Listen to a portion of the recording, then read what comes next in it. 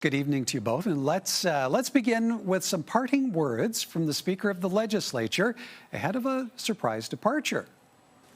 Sometimes, when we don't like the results of an election here in Alberta, in our country, or around the world, we are inclined to say things like, our democracy is broken. And I worry that it has a chilling impact on our democracy and our people. Honourable members, our democracy isn't broken. It's alive and well. Nathan Cooper is both stepping down as Speaker and as an MLA to become Alberta's official representative to the United States and will be based in Washington starting in June. Election of a new Speaker is expected Tuesday, and a by-election will need to be called for Cooper's Olds-Didsbury Three Hills riding. Okay, Matt, I'll start with you. After 6 years as Speaker, how big are the shoes Nathan Cooper leaves to fill? You know, it's not an easy job to do. I was actually quite surprised that he is only, I think he was the 6th or 8th longest serving Speaker, given he had quite a significant tenure. You know, it's a job that requires both the technical skill of knowing parliamentary procedure, but also some soft skill of diffusing tension when is needed, right? And so it's not really, it's a difficult thing to do. And I would say also, you know, being bipartisan, right? You have to be willing to be trusted on both sides of the aisle. And so they are big shoes to fill. Barry, so then what do you make of Cooper's reputation in this role and the message he imparted on leaving it? You know, I think he established himself really as a very good speaker in the tradition of, and we've been lucky in Alberta to have good speakers, regardless of which side of the house they came from.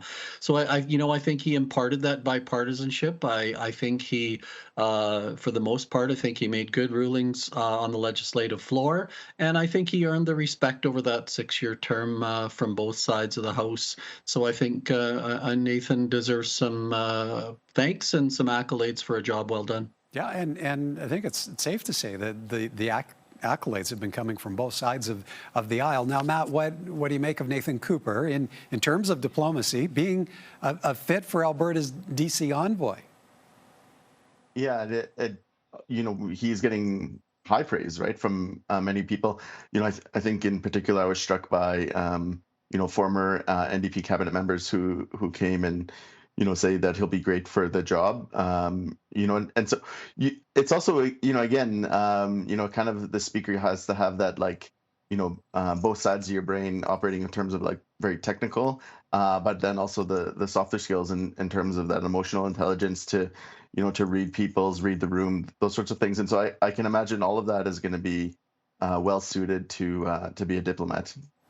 Barry, these are definitely interesting times. So what kind of pressures do you see resting on his shoulders in this new role south of the border?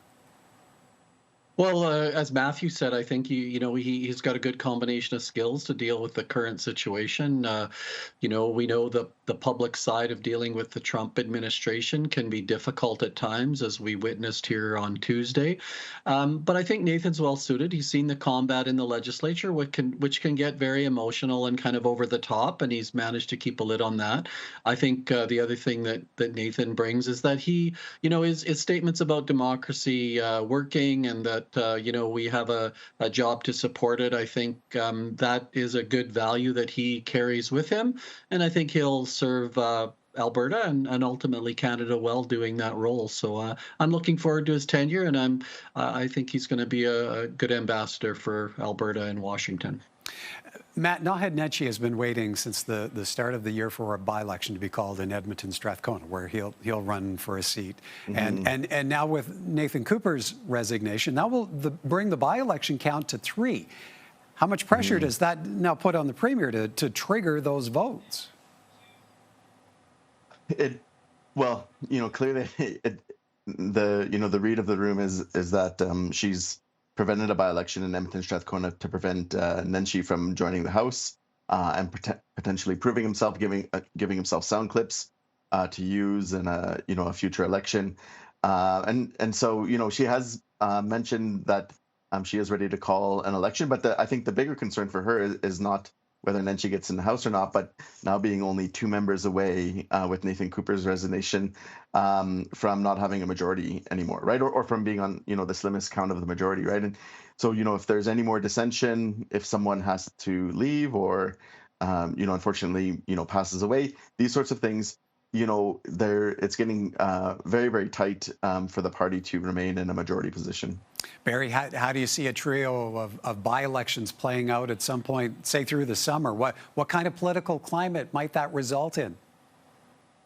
Well, I think the NDP will need to go hard, and I think they'll just particularly go hard in Nathan Cooper's riding. I mean, it's certainly a long shot for them to be part of it, but they've got to create messaging and they've got to do a job that resonates with all Albertans. And quite frankly, I don't think they've been doing a great job to this point. The by-elections allow them a bit of a showcase on policy and direction and how they are best suited to lead Alberta. And that, I think, is part of the reason why the delays, too, because as Matthew said, I don't think the UCP want to give Naheed the opportunity to showcase that and to be able to create some buzz around what the NDP can do for Alberta. It's interesting the difference between Carney saying he's not going to play games with Poilievre's by-election and us having to wait for the representation or those representation for those ridings. I think Smith's in a tenuous position, but it's got to happen. And it'll be an interesting summer if she gets them called all at once. There appears to have been a renewed sense of unity when First Ministers met virtually Wednesday in the wake of Mark Carney's meeting with Donald Trump in the White House. And the way we're going to unite this country, as I mentioned to the Prime Minister in front of the premiers, show some love to the people of Alberta and Saskatchewan. And let's start diversifying our trade when it comes to oil. Let's start building pipelines west, east, north, and yes, south as well.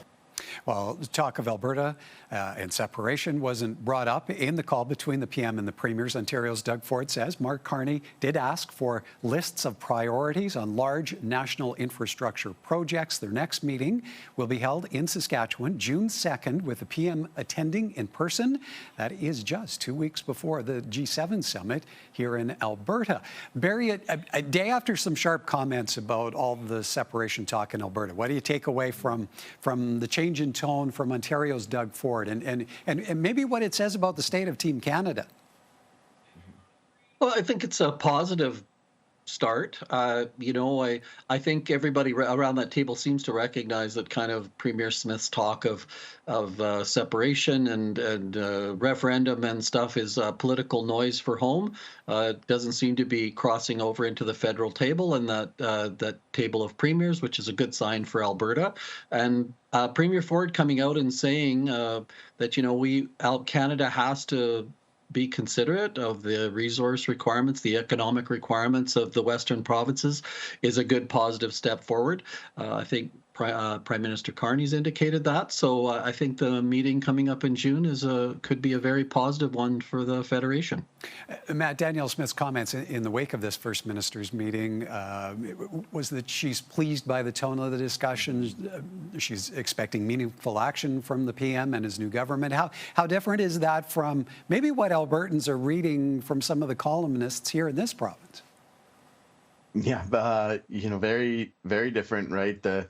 I've never seen, I don't think Alberta's ever been in a position where we've so seriously considered separating. We know that it's such an unlikely possibility.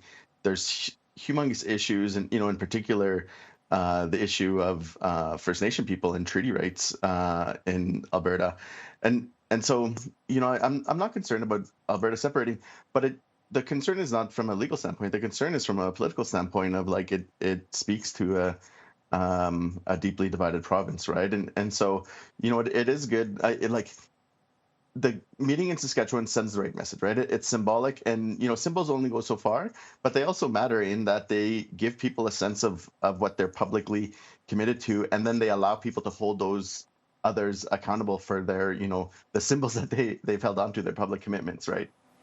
Barry, what do you make of Saskatchewan as the pick for this next face-to-face meeting? I believe it's in Saskatoon. Is there a degree of significance to that?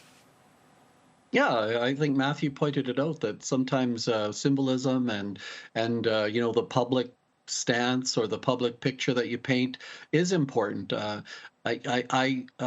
I know that the talk of separation and an Alberta Republic, whatever you want to call it, has been certainly high on some people's. I don't think, broadly speaking, it has a lot of legs.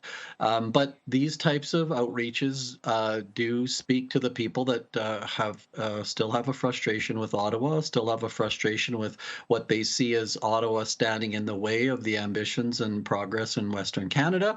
So I think the meeting happening in Saskatchewan is a very good gesture. And again, like I said before, I think for Alberta, Premier Smith has a lot of other issues bubbling under the surface. And she knows she can't separate. I think she knows the rules. She understands that. But this is a way to kind of make some noise at home that distracts from some of her other problems. So success at the table is important for her as well. And that would move some of these issues away from her for the summer. And it'll certainly draw national attention out west with Saskatoon June 2nd. And then, of course, welcoming the world's leaders to K Country in the middle of the month. All right, one more topic. That is a unique tie binding the latest list of federal leaders, with BC MP Don Davies being named new interim leader of the NDP. The leaders now of the three main parties all have roots in Alberta. Davies was raised in Edmonton, studied at the University of Alberta. The Liberals' Mark Carney also grew up in Edmonton, while the Conservatives' Pierre Poilievre, as many Albertans know, hails from Calgary. Matt, to take that a step further, Don Davies worked as a researcher at the Ledge for one of our panelists, Ray Martin, when he was NDP opposition leader in the late 80s, early 90s. To have three leaders now with Alberta roots, what might that say about the influence of politics in our province, regardless of party?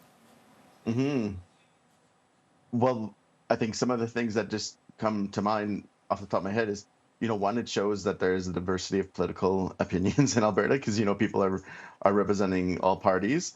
The other thing I think it shows, which, the articles have gone over really well, is the strength of education in our province previously, right? Like, this is people who are going to high school at public high schools, attending our public universities, both University of Alberta and University of Calgary. And that, public education matters, right? They allow people to develop their talents and excellence, which serve the country, right? And so that's what strikes me. Barry, given the strained state of federal-provincial relations at the moment, how much of a benefit could it end up being for our province to have these three leaders in place with Alberta roots? Not to mention Pierre Poilievre soon to seek the vacated Battle River Crowfoot seat. Yeah. Well, I think everybody has perspective and biases when it comes to their life experience informs that. And the fact that all three of the leaders right now have certainly been exposed to the political day-to-day comings and goings in Alberta, understand the economy a lot more, because while you might not be spoon-fed it or learning it in school, the fact that it was part of your life forms kind of a lifelong bias and perspective that you always bring to that table. So I think that's a positive thing. And going forward, as Matthew said, it also does a very good point about, looking at the diversity of political opinion that does exist in Alberta. And I think that makes us a very healthy place to have those kinds of debates, certainly the ones of national interest that we're going to be facing here in the first part of Prime Minister Carney's mandate. All right. Gentlemen, we'll have to leave it there for time. Good to see you both. Thank you kindly for this. Thank you. Thanks, Michael.